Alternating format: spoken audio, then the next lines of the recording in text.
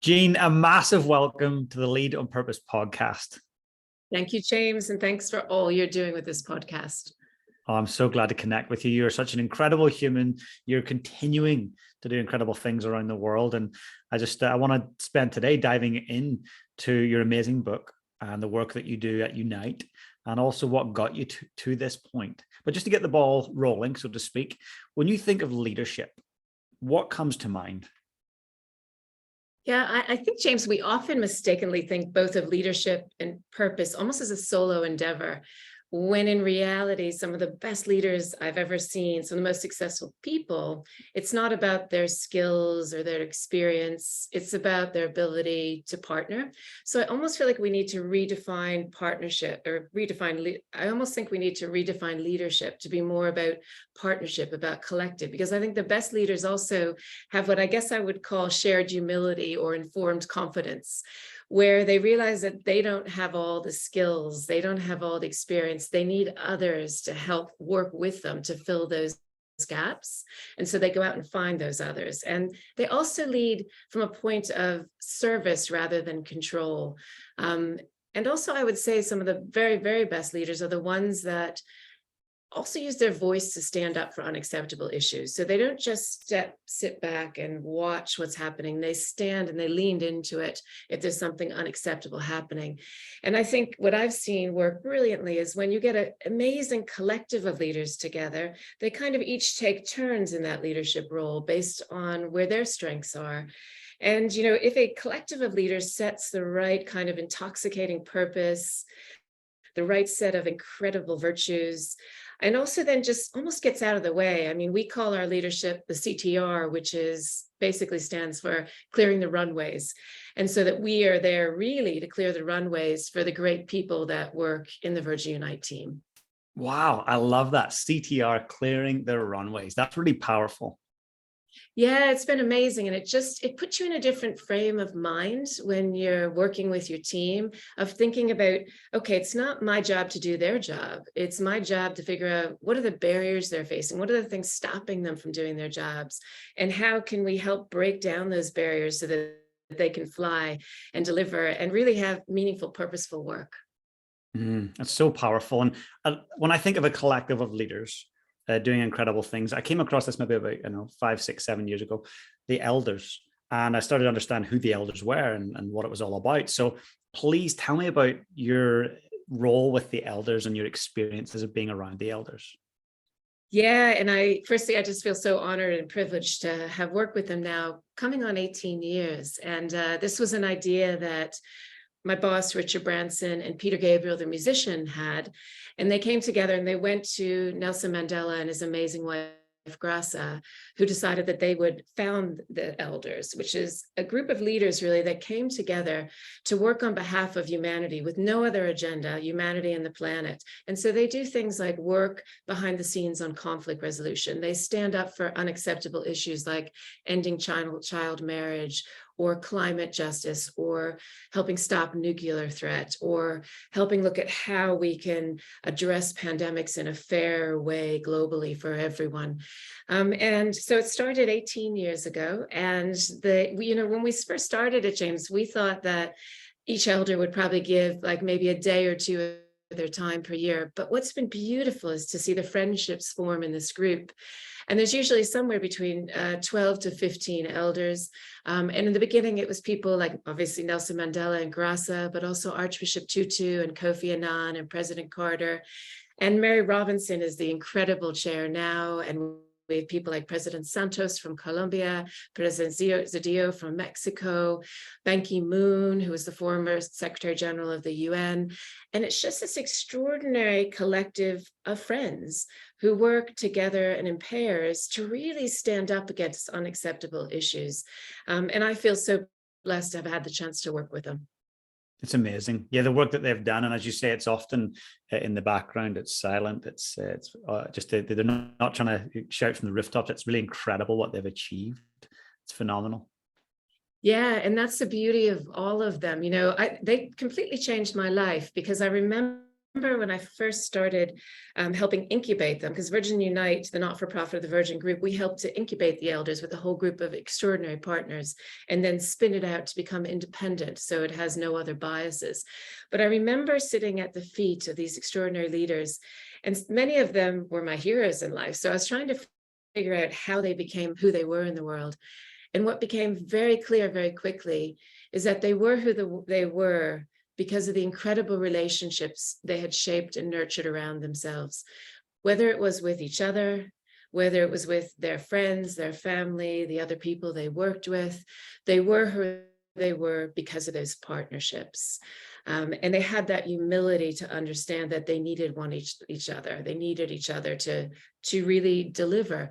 And, you know, Archbishop Tutu used to always call it Ubuntu, which is this beautiful African word that means I am because you are. And I think as human beings, we've come so far away from Ubuntu because we've been pushed into this world of hyper-individualism, and we've lost that connection to one another. And working with the elders has reminded me of the importance of that and the importance of those partnerships and relationships for a meaningful, purposeful life. Mm-hmm. So powerful. And that Ubuntu, it's really interesting. A lot of sports teams, the Proteas are a great example. Actually, the South African cricket team really embraced the idea of Ubuntu when they went from the Springboks and changed their identity to the Proteas being all inclusive post-apartheid. It's a beautiful concept. And I agree. I think more of us could be embracing that as cultures, communities, nations. Yeah, and also as companies and in the organizations we shape. I think we've created these structures right now that have actually, in our businesses, they incentivize us to hoard information. They incentivize us to be the one that has to win in the company. They incentivize us on individual achievement. And it's the same thing. Like if you think about in school, you know, from the very time we are born, almost, we're taught we have to get the gold star. We have to be the one that wins. We have to be the superhero.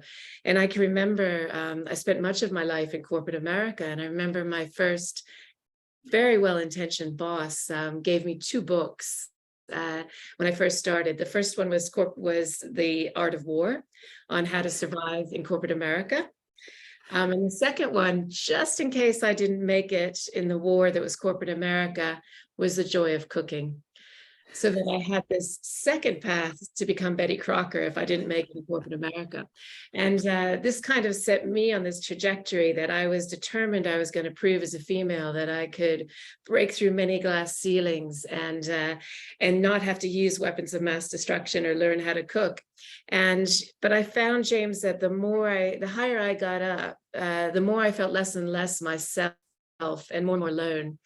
And I had to almost relearn how to partner and how to collaborate. And I think that's true for many of us as individuals because we're pushed into this hyper-individualism. 100%. And the whole idea of partnering is, to me, so crucial to a lot of the successes we've seen geopolitically over the years. So Nelson Mandela, arguably one of the greatest at partnering. I would love to have met him. I've read a lot about Mandela. I think he's an incredible leader.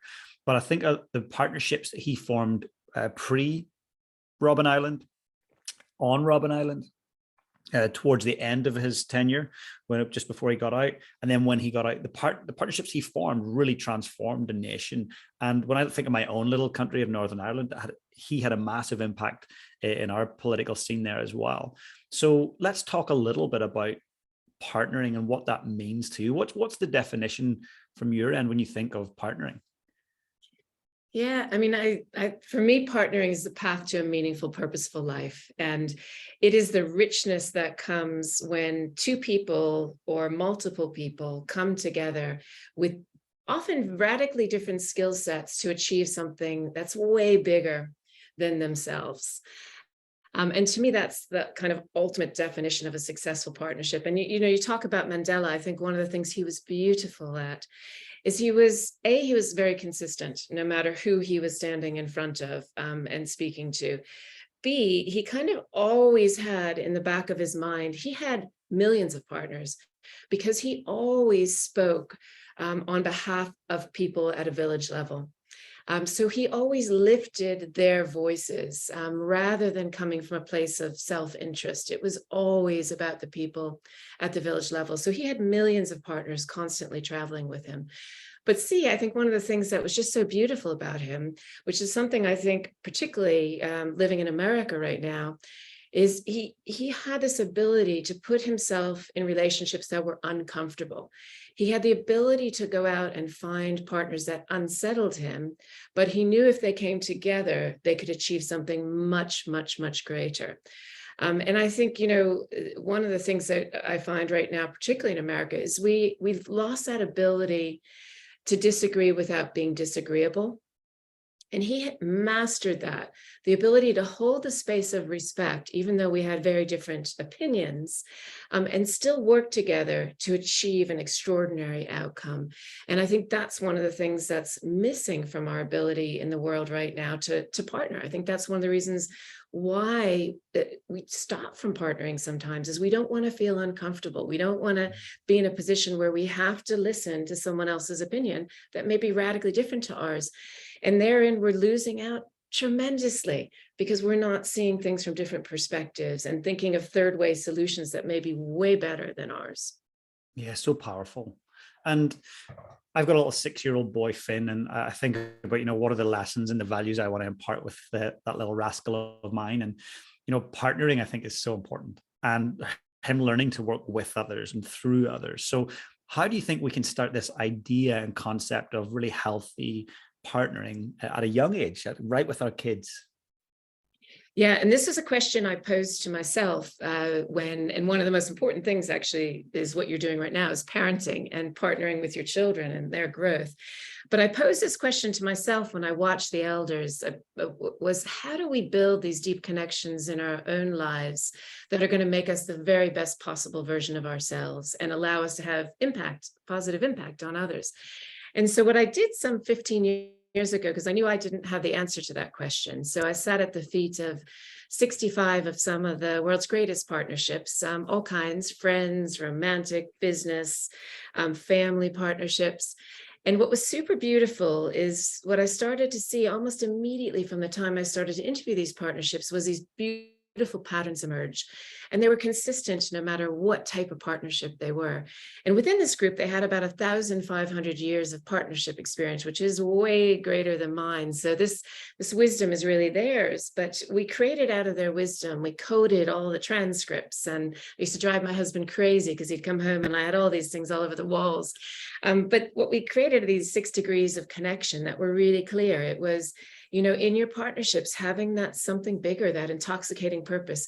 And it didn't need to be necessarily always a shared purpose. It could be with your partner helping each other toward their individual purpose, but then creating this beautiful concept of how you go all in, how you have each other's backs 100% of the time. And how you do that by creating this ecosystem of virtues. And very similar virtues came out in these interviews as well, with respect, equality, belief at the very top. But then the 2 things that I hadn't expected that were really interesting. One was what we ended up calling magnetic moments, which was really thoughtful rituals and traditions, like with your son right now, Finn, you know, thinking about what are you doing each day, each year? What are the daily practices that he's going to remember for years and years to come? Like I can remember with my father, you know, he was a lobster fisherman part-time, and he took me in the boat every night. And, you know, those are memories that I'll never forget. But what are those rituals and daily practices that keep you connected? And then the other one, which was so important, because I can guarantee everyone that is listening to this right now has had some type of friction in their relationships. And what these partnerships figured out how to do is celebrate friction, to turn those moments into something that wasn't something that depleted you, but was something that what they call the sparkles, helped you learn something new about yourself. And then this concept of how do you ladder these deep connections into collective connections. Those principles are timeless. And what I love about that is that you looked at it across so many different sectors, you know, with intimate relationships and partnerships to business, to philanthropy. It's incredible that you've seen all these patterns emerge across all different types of partnership. Yeah, and that's a super interesting thing, James, because I think that we often box ourselves into, this is a friendship, this is a romantic relationship, this is a business relationship. And we don't realize that it's actually the same tools, the same practices, the same skills that make all of those relationships successful in our lives or not successful. And so I think we've been pointed in this direction to think that I remember, when I was working in corporate America, people saying to me, you can't be friends with the people you work with. You have to keep a distance. You have to, that is so outdated now. You can see how old I am. But I still see that sometimes in companies right now, where people are feeling like they have to be the boss. They have to be the one that dictates everything to everyone.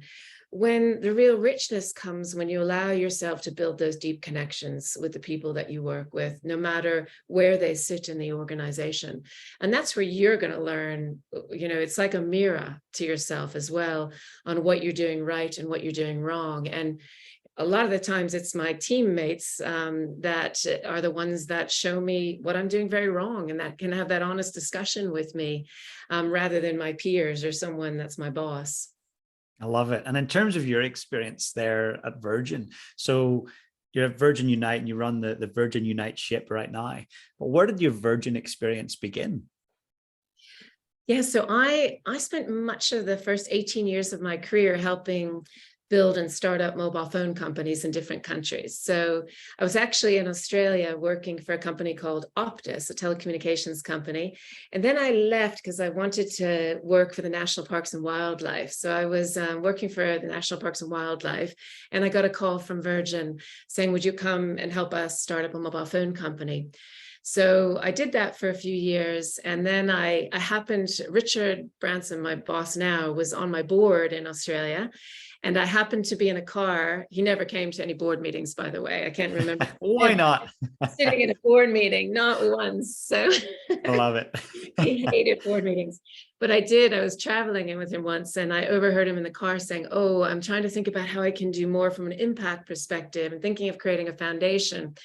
And so I scurried home and built a plan because my kind of passion has always been, how do you change the way business, not-for-profit, and government work together? So I built this plan, and one of my great board members, Gordon McCullum, sent it to him with me. And then I got a call from Richard, and I'll never forget standing in my house in Roselle in Sydney. And we went through the plan. And at the end, he said, let's do this. And I hung up the phone and I did a massive dance around the house. And then within, a few months, I was moving to London and we were starting Virgin Unite. And that was about 18 years ago now.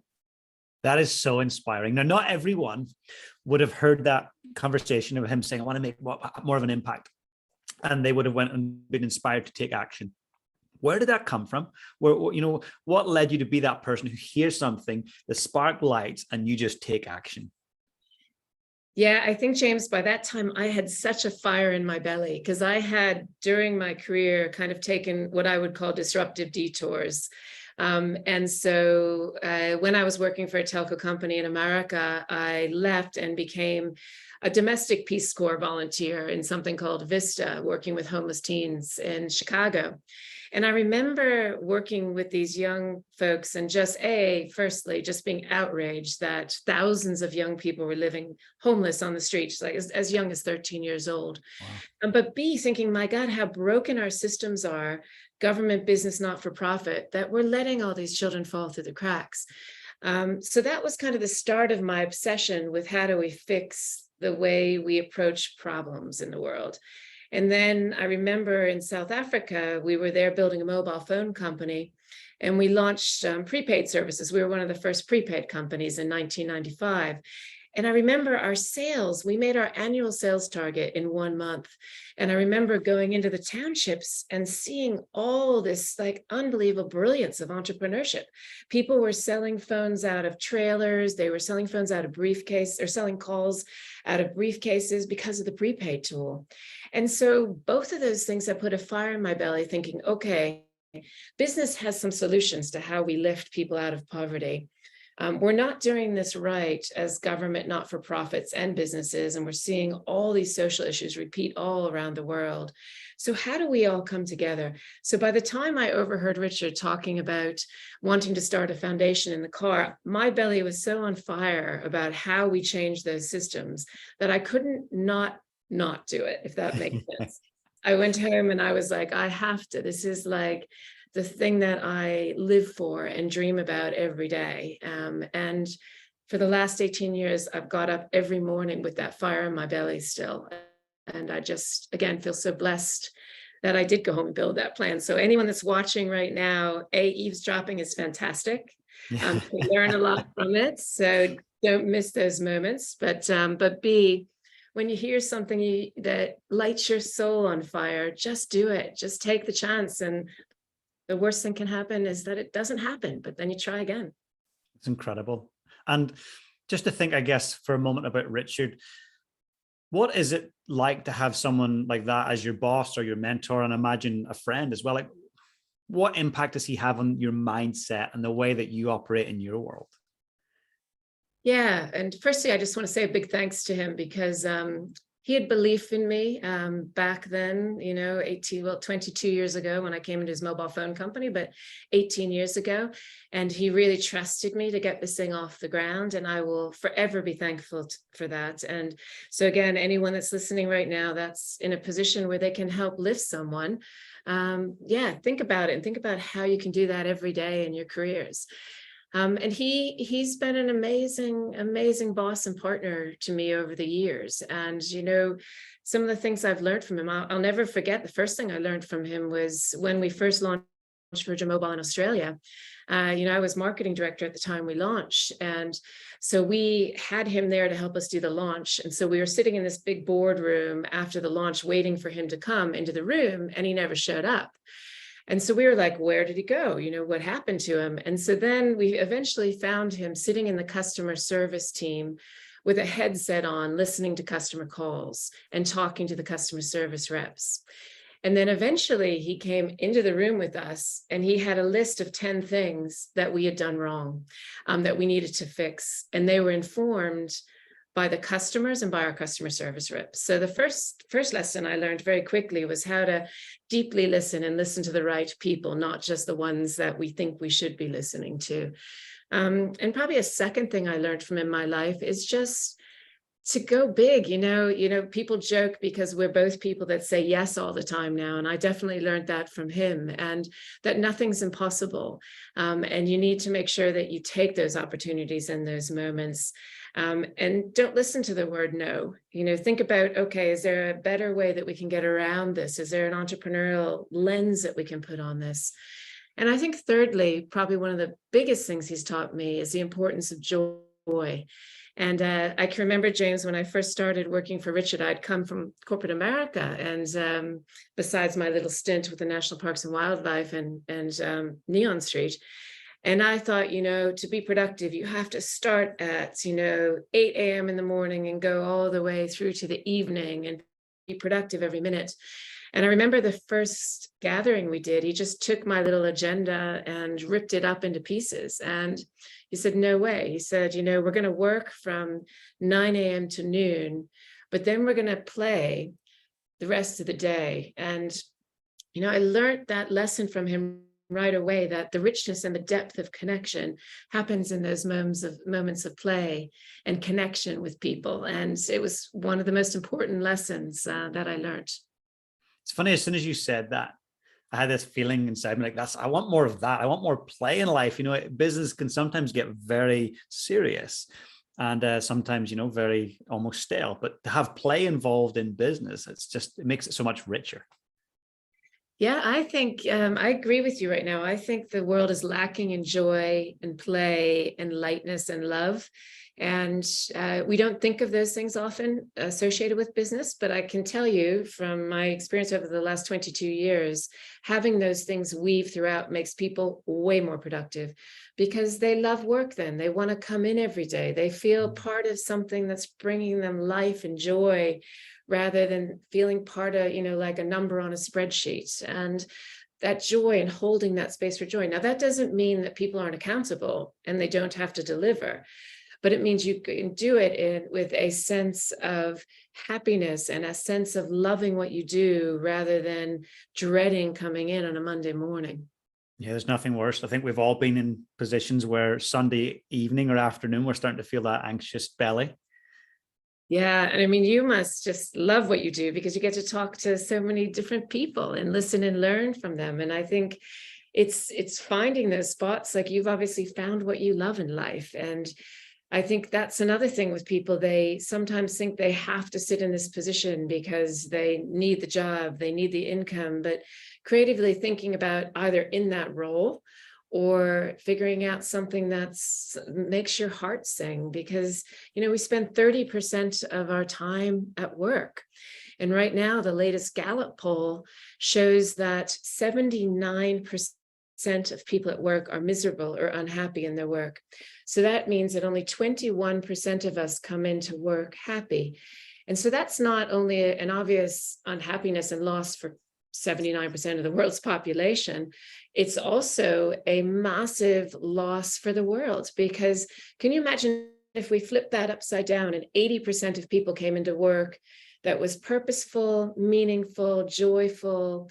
What a different world we would live in. Because I think that's one of the problems why we have so many of these issues like inequality, the climate crisis, is because we're not actually leveraging 79% of the population that could have impact through their work. It's so important that to have that conversation. And I think that's where great leaders will come in and help people. Simon Sinek, I've seen that you connected with Simon recently, and he's just an amazing human at helping people uncover what purpose looks like and how to follow that and how to really live by that. So in your experience as a leader, how do you help your people and your team really find their purpose within their work? Yeah, I think the first thing is treating them as partners and as equals, and treating them with the dignity and respect and the trust, and trusting them. And once you hold that space of trust, then they're going to feel much more open to share with you what's in their heart and what their desires are and what they want from their lives. And I think if you don't have that as a starting point in a ground, almost like a framework and a foundation, it's really hard for people to be honest with you about what they want beyond their day-to-day work. And then once you have those conversations with them and figure out how you can help them get to that point, and that may be in the work, so it may be helping them find that purpose through what they're doing every single day. We're very lucky at Virgin Unite that the work we do every day is we get a chance to make a difference as much as we possibly can in whatever small way.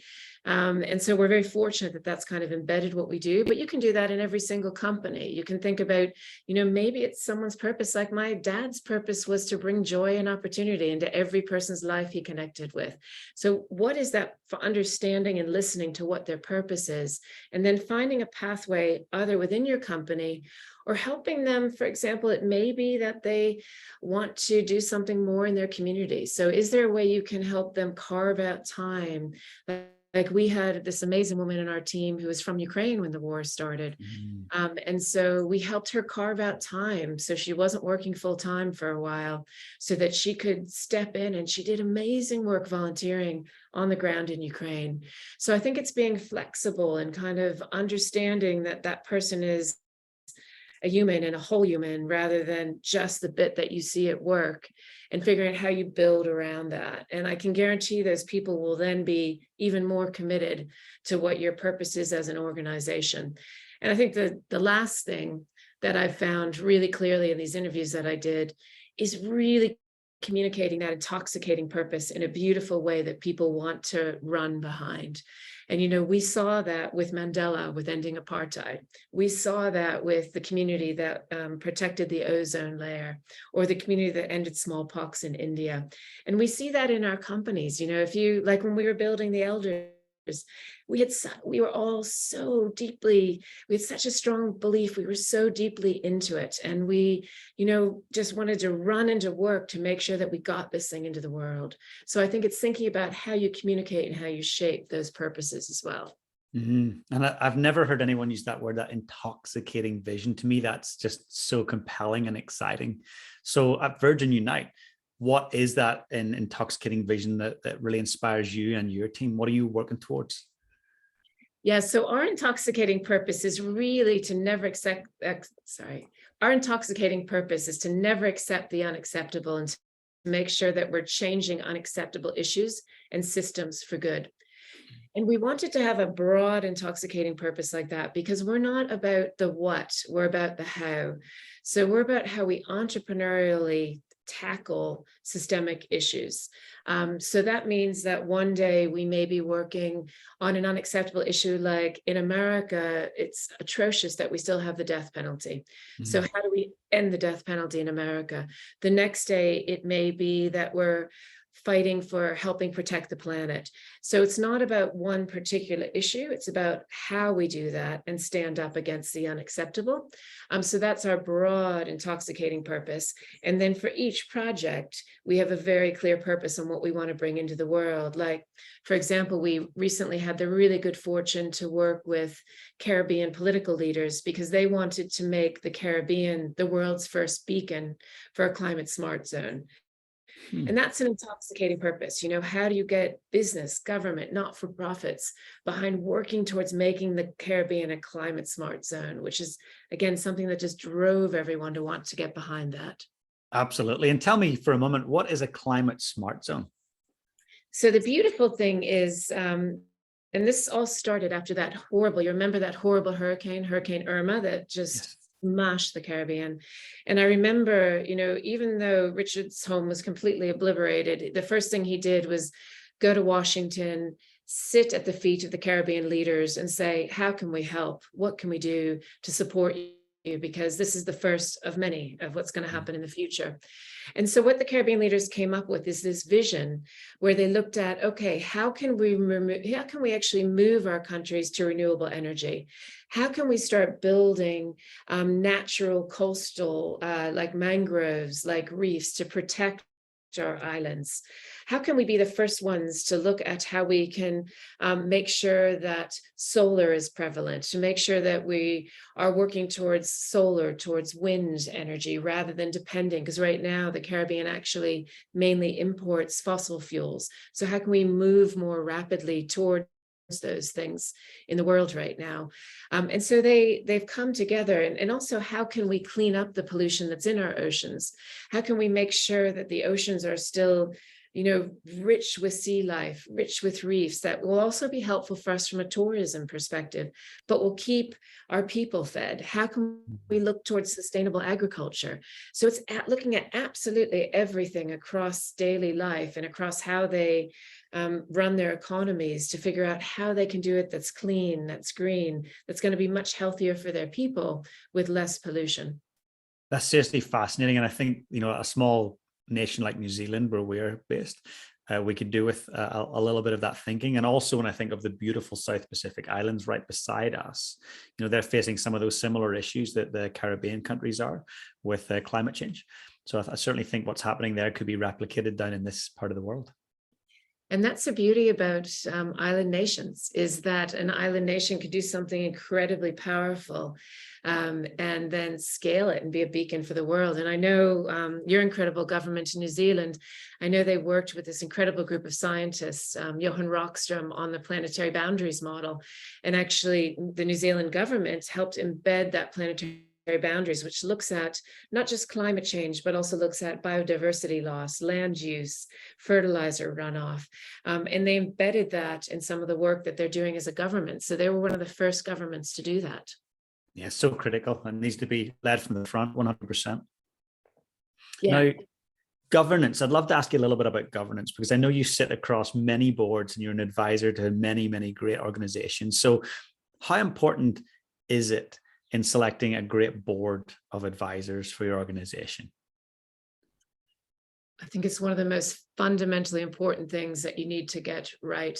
And I think it's really interesting, James, because when we think about boards, we do all these master lists and we think about skills, experience, diversity, and we get all these long lists of people to put on a board. But what we often forget is we forget to look at the deep connections between the board members. And some of the boards that I've seen be most successful is when you have at least one or two or three or four people that have a deep connection with one another already. Because then they come in and they're already practicing kind of those deep virtues of respect, of trust, of belief in one another. So it's almost a good contagious with the rest of the board. And you see the board more rapidly build the connective tissue that it needs to really do its job really well.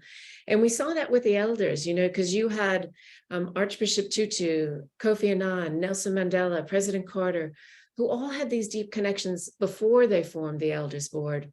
So then when they became the board, they were so much more successful because they trusted one another already and they had that deep respect. And I think it's one of the fundamental things we forget when we're creating boards is to look for those deep connections.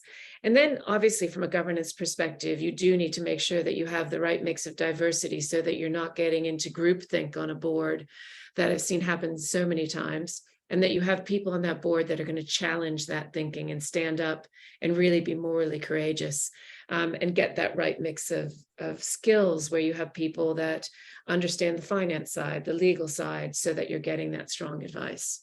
Really great advice. Thank you. And I think that's a lot of organizations struggle to find the right balance with boards. And you're right. It's about the challenge. It's not about the cheerleading. It's about how can you challenge thinking and stimulate creative thought. Yeah, that's probably one of the most fundamental skills of asking the right questions at a board level, and not stepping in to do the team's work, being there as a supporter, but also as a healthy challenger. And obviously being there as a connector, because I think that sometimes, especially in a startup, as you well know from all the people that you've spoken with over the years, it's such hard work. The last thing you need is your board like meddling into the business every single day. So it's making sure that you have a board that trusts and respects you as a team as well. 100%. And if we talk about partnering, I'd love to, if you're open to it, just to chat about your partnership with your amazing partner at home and how that shaped you in business and in life. Like how has that personal partnership with your husband shaped everything? Yeah, and I think when I have the most amazing husband. He's his name is Chris Waddell. He was a Paralympian athlete for most of his career, a monoskier, downhill monoskier. And we happened to meet now some 10 years ago at a conference where we were both speaking, actually. And I think about before that moment, I had started this interview process with all these other partnerships. And that process completely changed who I was, because I think, before I met Chris and before I started this process of interviewing, I think I was so focused on end goals and on breaking the next glass ceiling that I wasn't pausing to build relationships that were truly relational and not transactional. So I think this process of interviewing these incredible leaders who I'm continuing to learn from every day helped me become more focused on the hard work it takes to build a meaningful, deep relationship. So by the time I met Chris at that conference, I was already in that mode. And so we ended up becoming dear friends, and then became romantic when I invited him actually to one of our gatherings to speak. And he's such a beautiful human, where he teaches me to be the better version of myself every day. And he does it in such a way that's so graceful and authentic. But he truly challenges me, where if I'm doing something that perhaps is not the right partnership approach, he has that honest conversation with me. And we can do it in a way that we both feel safe and we're learning from each other, rather than it exploding into some type of argument. And we had to learn how to do that. We had to learn how to get to that point where we lifted above the drama, and we had tools that allowed us to listen to one another. And a lot of those tools came from the partnerships. Like one of them that Chris and I try to do now every day when we're traveling, which is a lot, is we have these 5 points of gratitude that we share with each other, even if it's over a quick email every day. And, it's easy to do 3, but then when you have to think about the 4th and the 5th, you start to really learn more depth about one another, about what you saw in that day that brought you a light or love or gratitude. But then, some of the partnerships like Bertrand and Andre, who did the world's first solar impulse flight, taught us a lot about, just pausing and coming to an argument with the question, maybe the other person's right. And then you come from a space of openness rather than defensiveness, and coming into each discussion or disagreement with, okay, maybe there's a third way here. Maybe there's a third way that neither of us is thinking about that could solve for this. And really over the years, getting to know one each other. And when I say all of this, I'm still learning, every day I'm learning how to be better as a partner, but, just thinking about maybe the why, like, why is Chris coming from that place and I'm coming from this place, and taking a moment of pause. But one of the ones I loved the most was Derek and Beverly Jobert, who work with big cats in Africa. They had this beautiful thing they called the 99 other things, the 99 other things that you love about someone, even when you're super pissed off about that one thing. And they talked about how they always thought about those 99 things. And then they thought about, if they were writing a memoir when they're 99, would this be in that memoir? Is it that important, or should they just be letting it go? That's so powerful. I think we could all use that at times, for sure. That's really amazing. And I love, there's a deep sense of curiosity when I speak to you. I feel like when you mentioned a moment ago, like I'm not the finished product. And when it comes to partnering and professionally, I love that you're committed to constantly growing, asking questions, challenging the status quo. Yeah, and I think you've talked, I've listened to a couple of your other podcasts too, and I think one of the consistent themes is this sense of curiosity. And I think, really people that live meaningful lives, live successful lives, have this deep sense of curiosity, and they know that they will never be a perfectly shaped human being. And that part of the beauty and part of the journey that I have gone on over the last 15 years is just watching how these partnerships became these human beings through each other. And, I think we very often, and this is particularly, I think, in America, we often get lost in our own belly button because we're so focused on finding ourselves that we don't lift ourselves up out of that and realize that the way we really find ourselves is through others. And you obviously have to do your own work. And I would never disregard, that's one of the most important things, is starting from understanding yourself and trusting yourself, but then making sure you lift your head up and you actually learn from others. And that's what really helps you evolve at a more rapid pace. Oh, so spot on. That's just seriously gold. It's interesting. It makes me think of a friend of mine who plays professional rugby for the New Zealand rugby team. And he was once interviewed and asked, hey, what's your purpose? And he's of Polynesian descent.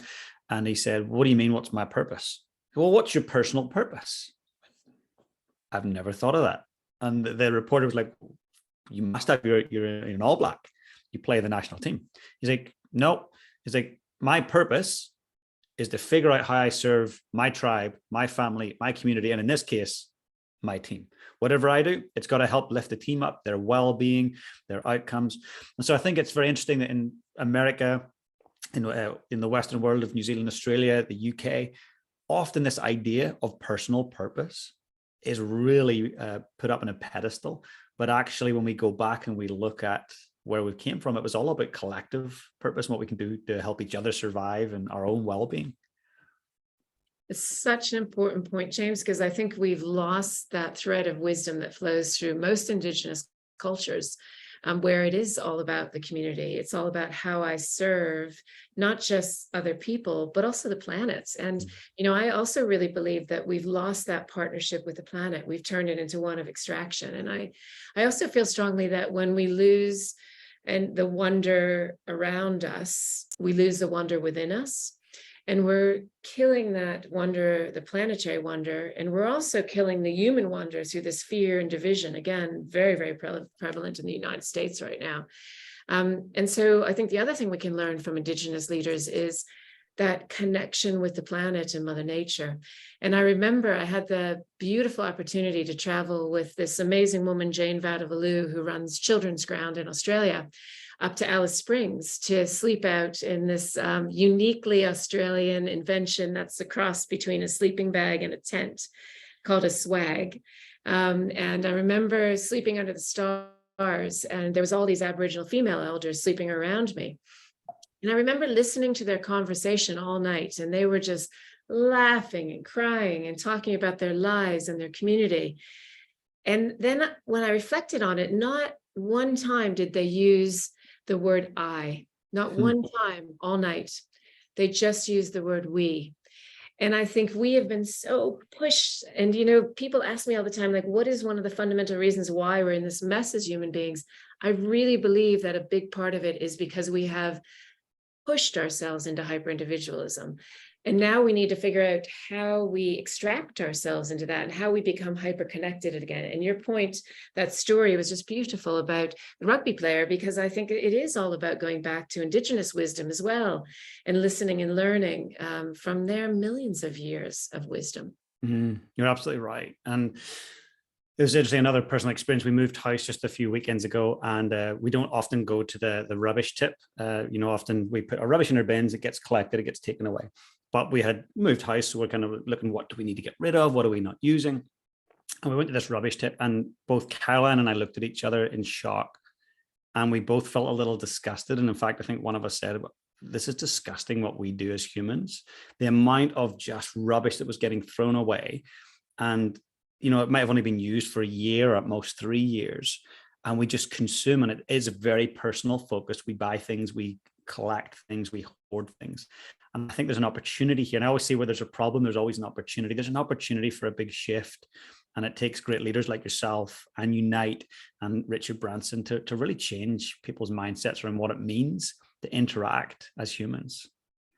Yeah, and I think you're spot on too, though, about the opportunities. Like, when I look at that planetary boundaries model that Johan Rockström's created, I see this like unbelievable map of entrepreneurial opportunities. Because where we have gone over a boundary, whether that's in things like biodiversity or land use or fertilizer, we have an opportunity to create entrepreneurial solutions to solve those issues. And so people that are thinking about that are going to be way ahead of the curve. And I think one of the most beautiful stories of people that I interviewed over the last 15 years, I tried to talk to everyone that was part of protecting the ozone layer. And it was beautiful because what was very clear to me is it wasn't a single superhero, it wasn't even two superheroes. It was this collection of friends that actually made that great human achievement happen. But whenever I look at what they did, they went industry by industry and worked with competitors to create new business solutions to pull us back into a safe space for humanity. And that's what allows us to go out into the beautiful sunshine every day. If it hadn't been for that incredible group of friends, we would not even be able to open the door without immediately being sunburnt. And, also we wouldn't have food crops. They would have been decimated by the heat.